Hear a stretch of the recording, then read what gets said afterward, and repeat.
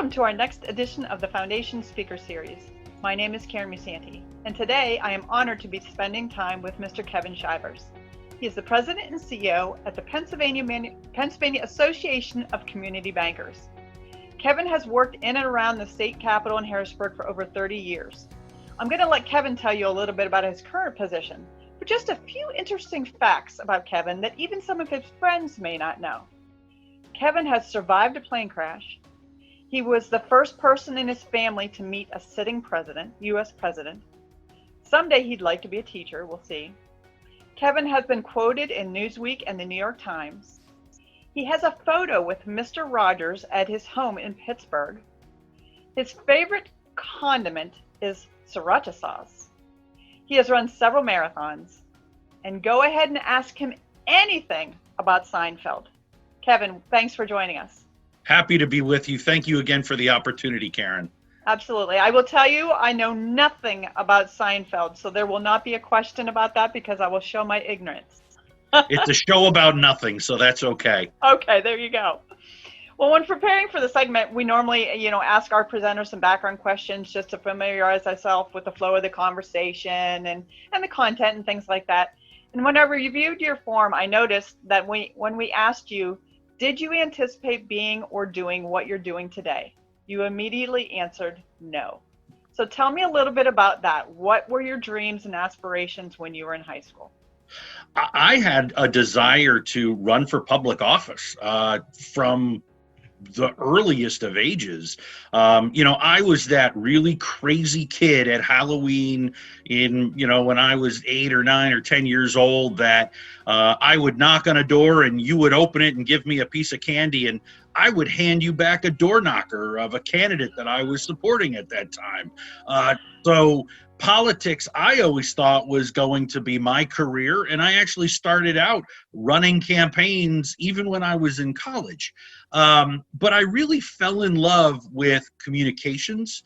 And I had an opportunity to take a position early in my career as a press secretary and working in a state agency.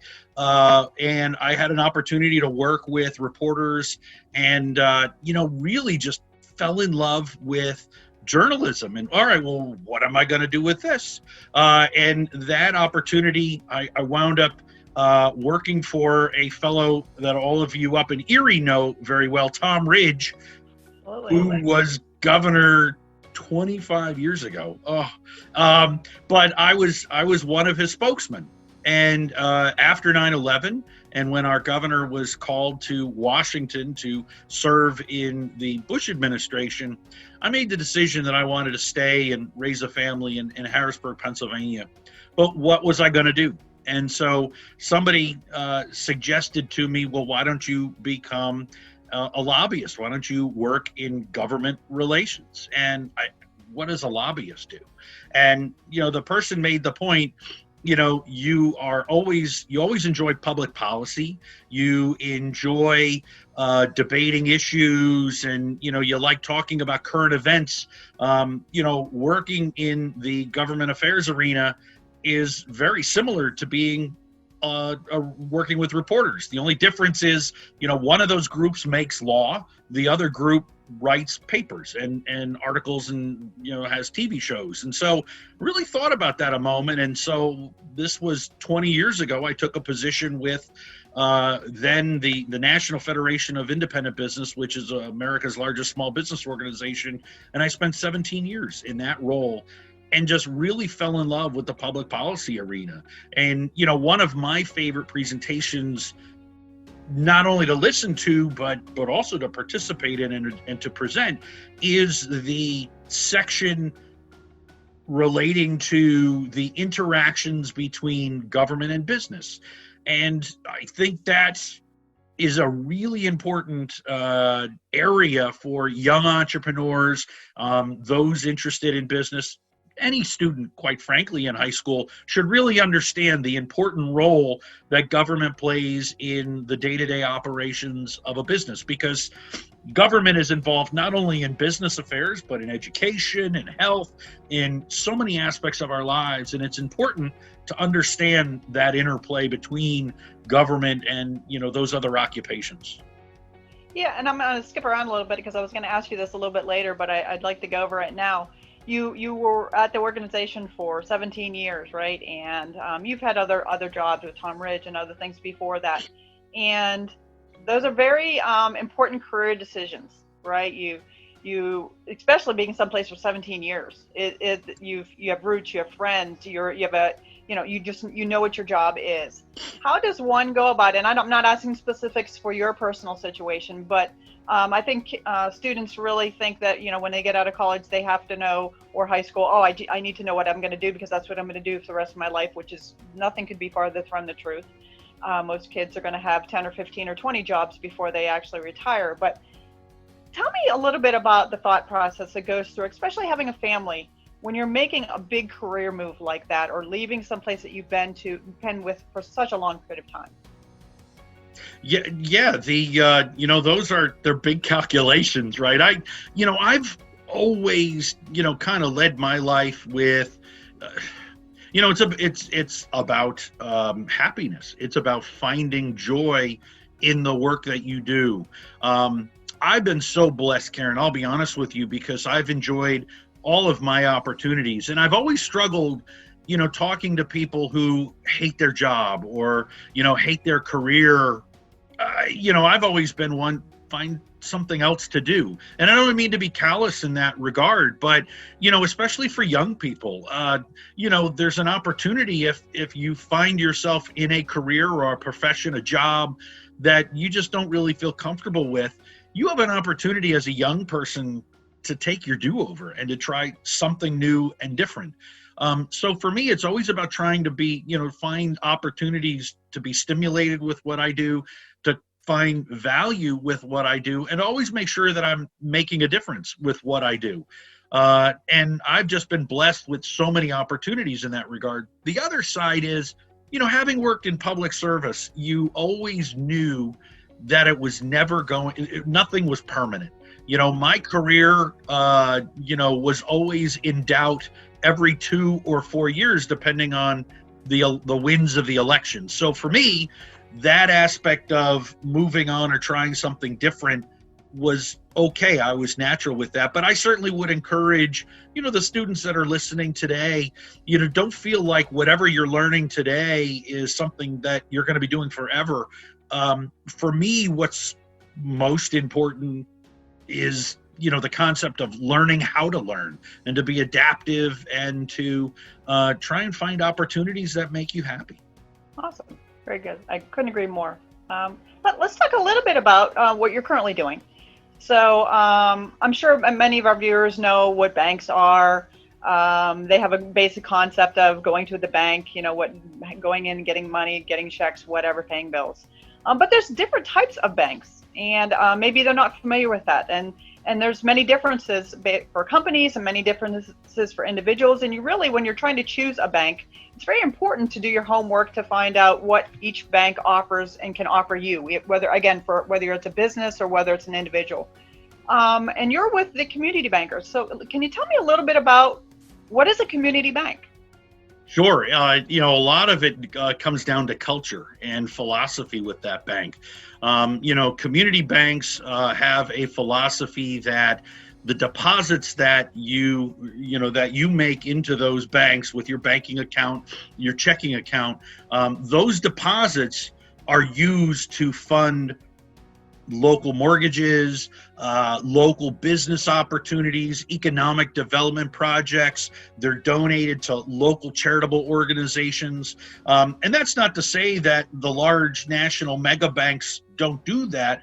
But when you are, when you have an account with a large mega bank, a nationally chartered mega bank, those dollars are going somewhere else. Now, if that bank happens to be headquartered in Pennsylvania, well, those dollars are going to be here, but they might be in Delaware, or they might be somewhere else, New York City, wherever. And there's a whole other team of people that are making those financial decisions about where they're going to make those investments, where they're going to loan those dollars for home mortgages, or to support business opportunities.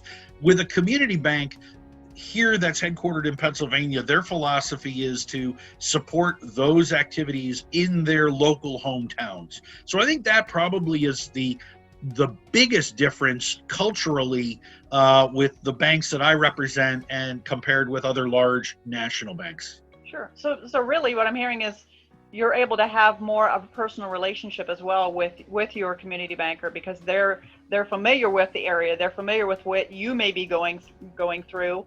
And so creating those relationships is very important. That's exactly right. I mean, for many of the customers in a community bank, and we've heard from them through surveys and polling and conversations, they have a first name relationship with the tellers in their banks. Or oftentimes in a community bank, the CEO is going to be sitting maybe one or two doors away from that teller window, and you can have that personal relationship with those individuals, and that's really important. When you're getting a loan and you go to a bank to get that loan, your mom and dad are going to get a loan. It's a really challenging time, and if your financial circumstances aren't the best, working with a bank who is not familiar with who you are, that might not be approved. And so, that's a real challenge in that regard. A community bank, they're going to know who you are. They're probably going to work right alongside you, or maybe your kids go to school and, that kind of thing. Sure. So let's talk a little bit about your specific job with the Community Bankers Association. As the name implies, you're a member-driven organization, similar to a club or a chamber of commerce. So maybe tell us a little bit about what you do for them. Yeah, sure. We represent community banks that are headquartered in Pennsylvania. There are about 140 community banks that are headquartered in Pennsylvania. Our job is to support the professional development, the education and training of the bankers in our membership. And as well, we track legislation that is being considered in Harrisburg and in Washington, D.C. Simplest goal for us and what we do is we want to create a positive impact on the careers of our bankers and to help them serve their customers better. So if we can provide professional training and development that help them to be more successful in serving their community, then we've done our job. Absolutely. What do you like most about your job? The diversity of issues. I mean, on any given day, I have an opportunity to work on a variety of issues. It's always something new and challenging, but it really is exciting to talk to people who, work directly in their communities, or are very involved with their local charitable organizations, local businesses, local schools. It's very rewarding in that regard. I'd have to imagine that the current pandemic, I know when we've seen each other within the past year, and you visited us in our hometown, and you were doing a lot of traveling. That has come to a screeching halt right now. So I'm guessing you're zoomed out. Well, I can give you a perspective, and I just did this calculation. So this year I have had 8 hotel night stays thus far, year to date.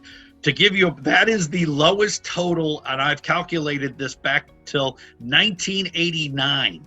I'm typically on the road, once a week in my position, which obviously when you talk about work-life balance, those are, challenges that you have. But you talk about the changes with this pandemic. But, we embrace technology, and it's just a wonderful opportunity to be able to engage like this. Here we are, 400 miles apart, being able to carry on a conversation like we were both in the same room. And that's pretty extraordinary. It's pretty incredible. Yeah. Let's talk about some overall larger questions. What is one career mistake that taught you the biggest or perhaps the hardest lesson? And I know you're probably going to say, oh, Karen, there's so many. Well, and it is. You and I had talked about this Yes. question earlier, and I think probably the biggest mistake, you know, that I make is the opportunity not taken. For me, I look at my mistakes as opportunities to learn. And so it's really hard for me to point out any one particular thing that I thought was a really bad decision, because I've learned from it, and it has made me who I am and allowed me to be the person that I am. But I think probably the greatest mistake is the opportunity you don't take advantage of. Now, sometimes those are calculations, right? You weigh the risks and you weigh the pros, and you make a decision. So, you really can't say whether or not that was a mistake. It's just a matter of, it was the opportunity you never had a chance to explore. I think what the most important thing is, it's how you treat people, and making sure that, everybody, has a background, a family, a perspective, that's uniquely theirs, and it's forged out of their experiences. And it doesn't mean that those individuals necessarily are any have any less altruistic, or that they are any more greedy. It's just they have a different view of things. And I think what's really important for students, especially as they're looking at careers in the future, is life is not about absolutes. And I think the more that you look at the world in terms of black and white, I think you're going to lose sight of a whole lot of opportunities, and you're really going to lose sight of a whole lot of friendships, and important networking relationships, by walling people off. Sure. And a mistake that you think that you made today may turn out to be in the future not that bad. It may be an opportunity, and maybe you look back at that and say, boy, at the time I thought that was a terrible thing I didn't do. Yeah. But 5 years down the road, boy, am I glad I didn't do that. Yeah. That was not the right fit for me, right? Yeah, so, that's exactly right. Yeah. Do you have any mentors in your life, or maybe there's a lot, but are there a few that stick out that have helped you through your career? Oh, just so many. When you talk parents, or even teachers in high school, who helped to shape me, entrepreneurs that I've had a chance to work with throughout my career.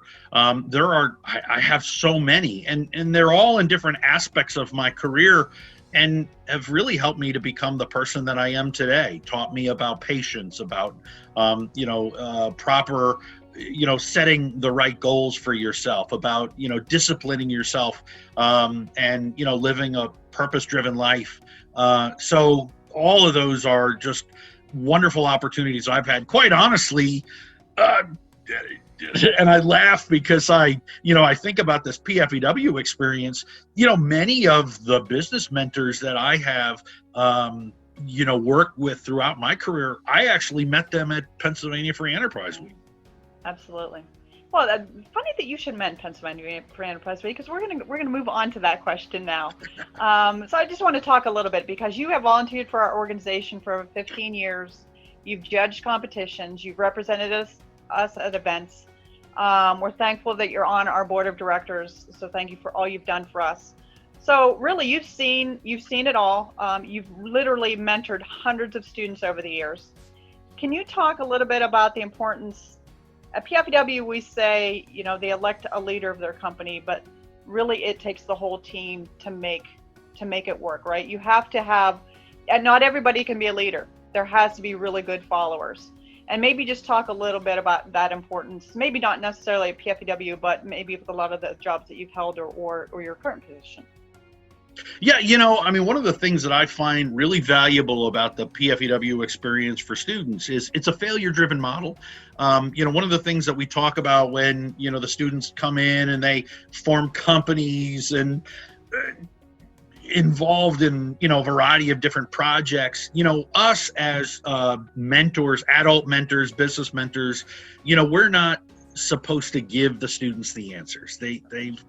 They've got to figure it out themselves. And it's a failure-driven model, because, we want them, there really are no right answers, plenty of wrong answers, but we want them to learn from themselves, because, this is, a chance to kind of experience the business world without the the real financial risks that go along with it.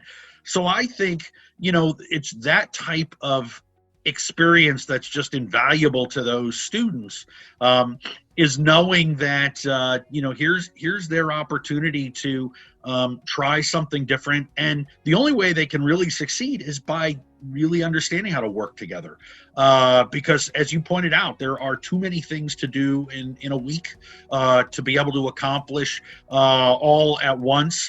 So the only way you're able to do that is by working together. It's it's like one of those little Chinese puzzles. You really just you can't just let one person be the brain to figure it out. Everybody's going to have to be involved, and it's designed purposely that way. Sure, absolutely. Well, Kevin, thank you. We appreciate all that you do for us, for all the students that you've mentored over the years. I appreciate your friendship. I know how busy you are right now. We're all going through this together, and I know you have some real challenges on your end, as does everybody, but you've taken the time to spend this time with us and give us your valuable knowledge, and we really appreciate it, so thank you.